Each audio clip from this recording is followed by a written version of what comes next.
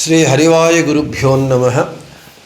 ఓం వందే విష్ణుం నమామి శ్రియమథ చ భువం బ్రహ్మవాయూ చ వందే గాయత్రీం భారతీం తామపి గరుడమనంతం భజే రుద్రదేవం. దేవీం వందే సుపర్ణీ మహిపతిదయితాం వారుణీమప్యుమాం తాం ఇంద్రాదీన్ కామముఖ్యానపి సకలసురాం తద్గురూన్మద్గురూంశ్చ అభ్రమం భంగరహితం అజడం విమలం సదా ఆనందతీర్థమతులం భజే తాపత్రయాపహం. పూజ్యాయ రాఘవేంద్రాయ సత్యధర్మరతాయ చ భజతాం కల్పవృక్షాయ నమతాం కామధేనవే. పృథ్వీమండలమధ్యస్థాః పూర్ణబోధమతానుగాః వైష్ణవాః విష్ణుహృదయాః తాన్ నమస్యే గురూన్ మమ. ఆపాదమౌళిపర్యంతం గురూణామాకృతిం స్మరేత్ తేన విఘ్నాః ప్రణశ్యంతి సిద్ధ్యంతి చ మనోరథాః. శ్రీగురుభ్యో నమః. హరి ఓం.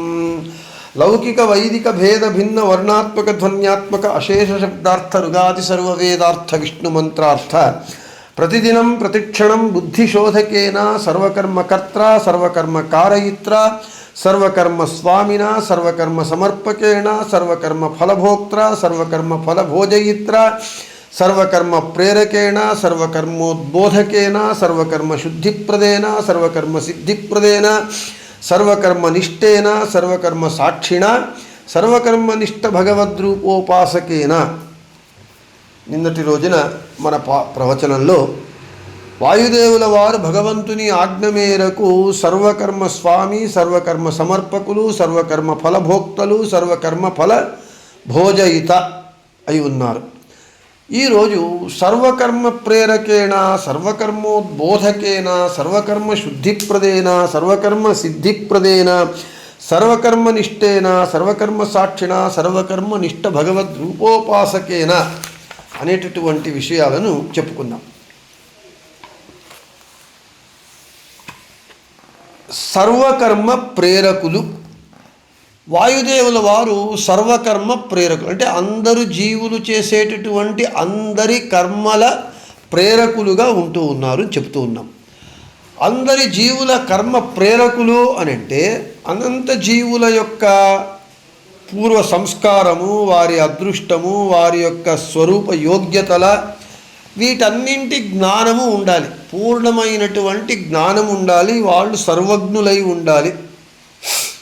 ఈ జ్ఞానాన్ని కలిగి సర్వజ్ఞులై అందరి జీవుల యొక్క సంస్కార అదృష్ట స్వరూప యోగ్యతల జ్ఞానం కలిగి ఉండి యథాయోగ్యంగా తన అధీనంలో ఉన్నటువంటి తత్వాభిమాని దేవతలకు ఏ కాలంలో ఎంత తెలియజేయాలో, ఎంత జ్ఞానాన్ని వాళ్లకు ఇవ్వాలో, ప్రేరేపణ చెయ్యాలో ఆ ఇంద్రియాభిమాని దేవతలకు ప్రేరకులై ఉండి ప్రేరణ చేసి ఆ ఇంద్రియాభిమాని దేవతల ద్వారా వారి అధీనంలో ఉన్నటువంటి ఇంద్రియములు ఆయా కర్మలను చేసేటట్లుగా ప్రేరేపించేటటువంటి వారు శ్రీ ముఖ్య ప్రాణుల వారు. ఇది ఒకటి మనం గుర్తుపెట్టుకోవాలి. సర్వకర్మ ప్రేరకులు అంటే అవును వాయుదేవుల వారు సర్వకర్మ ప్రేరకులే. అయితే ఇది కేవలం భగవంతుడే ముఖ్యంగా సర్వకర్మ ప్రేరకుడు. అయితే భగవంతుని ఆజ్ఞ మేరకు అతని అధికారానికి లోబడి వాయుదేవుల వారు సర్వకర్మ ప్రేరకులుగా ఉంటూ ఉన్నారు అనేది గుర్తుపెట్టుకోవాలి మనం. ఈ విధంగా సర్వకర్మ ప్రేరకులైనటువంటి వాయుదేవుల వారు మంచి జీవులు, సుజీవులు చేసేటటువంటి కర్మలను శుద్ధి చేసి శుభ్రపరచి దానిని వాటిలో ఉన్నటువంటి దోషములను పోగొట్టి శుద్ధీకరించి వారి పరంగా జీవుల పరంగా వారు చేసినటువంటి కర్మలను శ్రీహరికి సమర్పిస్తారు వాయుదేవుల వారు. అంతేకాకుండా సుజీవులైనటువంటి వారు భగవంతుడు భగవద్గీతలో చెప్పినట్లుగా కర్మణ్యేవాధికారస్తే మా ఫలేషు కదాచన కర్మ చేయటంలో మాత్రమే నీకు అధికారం ఉన్నది, ఫలమునందు లేదు, ఫలమును నాకు వదిలివేయి అని చెప్పినట్లుగా సుజీవులు ఏం చేస్తారు, నేను చేస్తున్నాను అనే కర్తృత్వాభిమానాన్ని, నేనే స్వతంత్రంగా చేస్తున్నాను అనేటటువంటి స్వతంత్ర కర్తృత్వాభిమానాన్ని త్యజించి వారు తమ కర్మలను చేసేటట్లుగా ప్రేరేపించేటటువంటి వారు ముఖ్య ప్రాణుల వారే. ఈ మనోభావం చేత కర్మలు చేస్తే అది శుద్ధమైనటువంటి కర్మలు. అయితే సుజీవులైన అజ్ఞానావస్థ యందు ఉంటారు, వారికి అజ్ఞానం ఉంటుంది. ఆ అజ్ఞానావస్థ యందు సుజీవులు కూడా చేసేటటువంటి కర్మల యందు లోపదోషములు ఉంటాయి. దోషరహితమైనటువంటి కర్మలను చేసేటటువంటి వారు కేవలము జీవోత్తములైనటువంటి బ్రహ్మవాయువు వాళ్ళిద్దరు మాత్రమే. ఇక మిగిలిన వారు చేసేటటువంటి అన్ని కర్మలు దోషభూయిష్టంగా ఉంటాయి. భగవద్గీతలో భగవంతుడు చెబుతూ ఉన్నాడు, ఏ విధంగా ఉంటాయి అని అంటే, సర్వారంభాహి దోషేణ ధూమేన అగ్నిరివ ఆవృతాః. అన్ని కర్మలు దోషము చేత ఆవరింపబడి ఉంటాయి, దోషయుక్తంగా ఉంటాయి. ఏ విధంగా అయితే అగ్ని ఏ విధంగా ధూమముతో పొగతో ఆవరించబడి ఉంటుందో ఆ విధంగా స్వాభావికంగా ఉండేటటువంటి దోషముల పరిహారానికి మనం ఏ పని చేసినా చివరికి సమర్పిస్తాం భగవంతునికి. ఏ విధంగా, యస్య స్మృత్యా చ నామోక్త్యా తపస్సంధ్యా క్రియాదిషు న్యూనం సంపూర్ణతాం యాతి అని చెప్తాం మనం. తదస్తుమే అని చెబుతూ వాయుదేవుల వారి మూలంగా ఆ కర్మలను మనము చెబుతూ ఉంటాం. అంటే నేను చేసేటటువంటి తపస్సు కానీ, సంధ్యావందనం కానీ, పూజాదులు కానీ అన్ని కర్మల యందు ఉన్నాయి, లోప దోషాలున్నాయి. తర్వాత అవన్నీ కూడా ఆ కర్మలతో, అటువంటి కర్మలను నేను వాయుదేవుల వారి మూలంగా శ్రీహరికి నేను సమర్పిస్తూ ఉన్నాను, శ్రీకృష్ణార్పణమస్తు అని భగవంతునికి సమర్పిస్తాం. అంతేకాకుండా చివరగా సర్వలోపదోష ప్రాయశ్చిత్తార్థం నామత్రయం జపం కరిష్యే.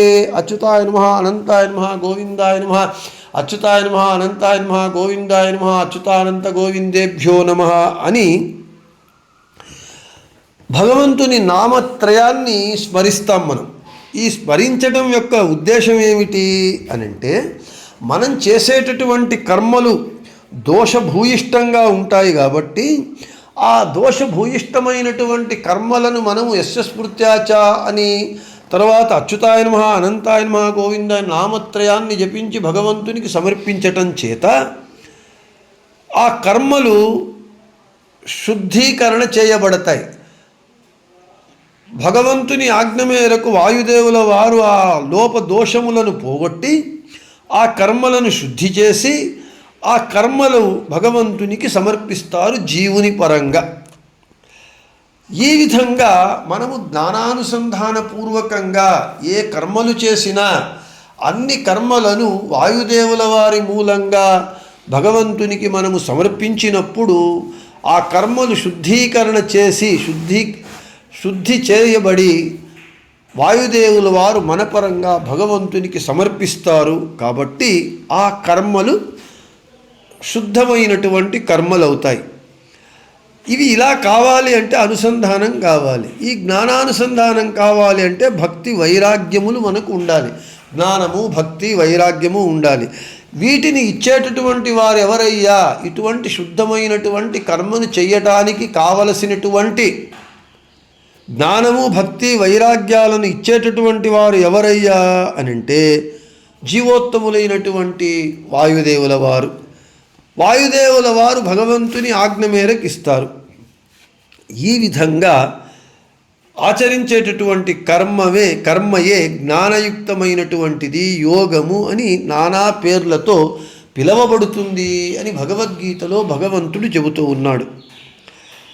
ఇక జ్ఞానాగ్ని సర్వకర్మాణి భస్మసాత్ కురుతే అర్జున. భగవద్గీతలో కృష్ణుడు చెబుతూ ఉన్నాడు, హే అర్జున, జ్ఞానాగ్ని సర్వకర్మలను దహించి భస్మము చేస్తుంది అని చెబుతూ ఉన్నాడు భగవంతుడు.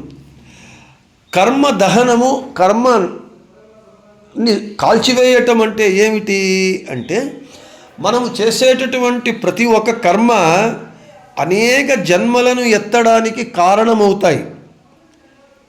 ఎప్పుడు నేను చేస్తున్నాను అని కర్తృత్వాభిమానము, ఈ కర్మ నాది అని మమకారము, అహంకారముతో స్వతంత్రంగా నేను చేస్తున్నాను అనేటటువంటి స్వతంత్ర కర్తృత్వాభిమానము, అహంకారము, మమకారముతో సహా చేస్తే అవి ఆ కర్మలు మనకు ఇంకొన్ని జన్మలు, వేల జన్మలు ఎత్తడానికి కారణమవుతాయి.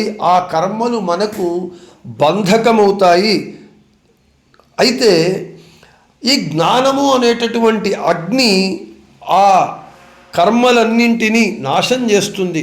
అంటే మనము చేసేటటువంటి కర్మ జ్ఞానానుసంధానపూర్వకంగా నాహంకర్త హరికర్త కర్మచాకిలం తథాపి మత్కృతా పూజ తత్ప్రసాదేన అన్యథా అని భగవంతుడే స్వతంత్రకర్త, నేను భగవంతుని ఆజ్ఞ మేరకు చేస్తూ ఉన్నాను, నా చేత ఇంతవరకు చేయబడినటువంటి పూజయు కూడా భగవంతుడే చేసినాడు, చేయించినాడు వాయుదేవుల వారి ద్వారా అనేటటువంటి ఈ జ్ఞానానుసంధానముతో చేసినప్పుడు ఆ జ్ఞానము ఏమవుతుంది, ఆ కర్మలను నాశనం చేస్తుంది. అంటే ఇంకొక జన్మకు కారణము కాకుండా చేసి ఈ కర్మ శుద్ధీకరింపబడి భగవంతునికి వాయుదేవుల వారు చేసి ఆ కర్మలు అంటే కర్తృత్వాభిమానము లేకుండా, ఫలాపేక్ష లేకుండా చేసినటువంటి కర్మలు మనకు ఇంకొన్ని జన్మలకు కారణము కావు. అందుకే కర్తృత్వాభిమానాన్ని వదలండి, అహంకార మమకారాలను వదలండి అని చెప్తున్నారు. అలా చేసినప్పుడు ఆ కర్మ మనకు ఇంకొన్ని జన్మలకు కారణము కాదు. ఆ పూర్వ కర్మలను అంటే మన కర్మలన్నింటినీ జన్మలు ఎత్తడానికి కావలసినటువంటి కర్మలు కారణమైనటువంటి కర్మలన్నింటినీ దహించేటటువంటిది అపరోక్ష జ్ఞానము, అంటే భగవంతుని సాక్షాత్కారము.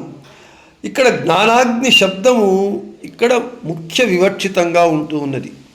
ముఖ్య ప్రాణుడు తాను చేసేటటువంటి మరియు అందరి జీవుల యందు ఉండి తాను చేయించేటటువంటి సర్వకర్మలను శ్రీహరి యొక్క అధీనుడై శ్రీహరి ప్రేరణ చేత వాయుదేవుల వారు చేయిస్తారు. కాబట్టి శ్రీహరి ముఖ్య సర్వకర్త. శ్రీహరి ఆజ్ఞ మేరకు వాయుదేవుల వారు అందరి జీవుల యందు ఉండి ముఖ్య కర్తలై ఉండి ప్రేరకులై ఉండి వారి చేత కర్మలను చేయిస్తూ వారి కర్మలను శుద్ధి చేసి భగవంతునికి సమర్పించేటటువంటి వారవుతారు. అటువంటి ముఖ్య ప్రాణుల వారు భగవంతుణ్ణి సర్వదా ఉపాసన చేస్తూ ఉంటారు. సర్వకర్మ నిష్ట భగవద్రూపోపాసకేన. ఆ సర్వకర్మ కర్త అయినటువంటి ముఖ్య వాయుదేవుల వారిని భగవంతుణ్ణి వాయుదేవుల వారు ఉపాసన చేస్తూ ఉంటారు అని. అంటే ఎలాగా, తాను శ్రీహరి యొక్క స్మరణను అనంత క్రియాత్మకమైనటువంటి భగవంతుని రూపములను స్మరిస్తూ ముఖ్య ప్రాణుల వారు అందరి జీవుల చేత కర్మలను చేసి జీవులందు ఉండి చేయిస్తూ ఉంటారు.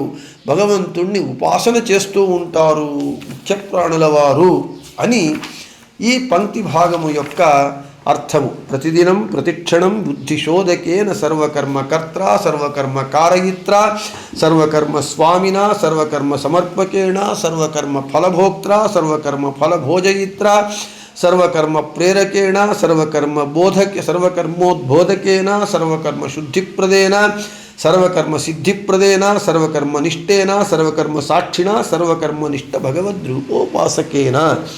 అనేటటువంటి ఈ భాగపు పంక్తి యొక్క వివరణను అనేక రోజులు చెప్పటం జరిగింది. మళ్ళీ మీకందరికీ ఇక్కడ ఒక సూచన. ప్రాతఃసంకల్ప గద్యం అనేటటువంటిది శాస్త్ర అర్థ నిబిడితమైనటువంటిది, శాస్త్రార్థ గంభీరమైనటువంటిది. కాబట్టి ఇక్కడ ఒక్కొక్క మారు చెప్పినవే చెప్పబడుతూ ఉన్న సందర్భం వేరు, చెప్పేటటువంటి రీతి వేరు. చివరికి తాత్పర్యం ఏమిటి అని అంటే, ప్రాతఃసంకల్ప గద్యమునందు రాఘవేంద్ర గురు సార్వభౌముల వారు మధ్వాచారుల వారు ప్రతిపాదింపబడినటువంటి, మధ్వాచారుల వారి చేత ప్రతిపాదింపబడినటువంటి హరి సర్వోత్తమత్వ వాయు జీవోత్తమత్వ తత్వాన్ని ఇక్కడ నిరూపించటమే ఈ గ్రంథం యొక్క ముఖ్య ఉద్దేశము. దానిని మీరు దృష్టిలో పెట్టుకొని వినండి శ్రద్ధగా అని చెబుతూ, ఇక అతయేవ అశేష జీవ నిస్సంఖ్య అనాదికాలీన ధర్మాధర్మ ద్రష్టృ స్వేచ్ఛయా ఉద్బోధకేన అనేటటువంటి పంక్తి భాగము 28వ పంక్తి భాగాన్ని మనము రేపు చెప్పుకుందామని చెబుతూ, ఇక ఈ ప్రాతఃసంకల్ప గద్య ప్రవచనము ఈ గ్రంథము ఇక ముగింపు దశకు వచ్చింది. ఇక ఒక 10-15 రోజులలో ఈ గ్రంథము ముగుస్తుంది. ఈ గ్రంథము యొక్క మంగళం అవుతుంది అని చెబుతూ శ్రీకృష్ణార్పణమస్తు, మధ్వేశార్పణమస్తు, అందరికీ శుభమస్తు.